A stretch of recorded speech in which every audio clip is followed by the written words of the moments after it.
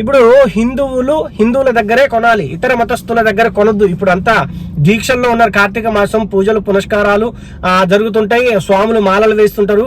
కాబట్టి ప్రసాదాలు, పళ్ళు, పూలు ఇవన్నీ దేవుడి కోసం మనం దేవుడికి సమర్పించడం కోసం బయట కొంటుంటాం కదా. అయితే వీటన్నిటిని హిందువుల దగ్గరే కొనండి, ఇతర మతస్థుల దగ్గర కొనొద్దు అని ప్రచారం చేయడానికి పెద్ద కారణాలే ఉన్నాయి. ఏంటి ఆ కారణాలు అని అంటే, ఇతర మతస్థులు కావాలని ఉమ్మి పూసి ఎంగిలి చేసి ఆ పూలు పళ్ళు ప్రసాదాలని అమ్ముతున్న పరిస్థితి కనపడుతున్నది. మనం చూస్తున్నాం, సోషల్ మీడియాలో కూడా వీడియోల ద్వారా మనం చూస్తున్నాం.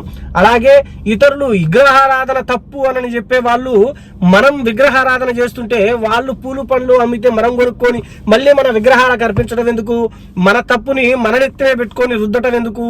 కాబట్టి మీరు అలాంటి వాళ్ళ దగ్గర పూలు పళ్ళు ప్రసాదాలు కొని దేవుడికి అర్పించకండి. అలా అర్పించినది ఏది దేవుడికి చెందదు, మీరు చేసే ప్రతి పూజ వ్యర్థం అనే రీతిలో మన హిందువులంతా వాళ్ళ వేలో చెబుతూ ఉన్నారు. చాలా సంతోషం.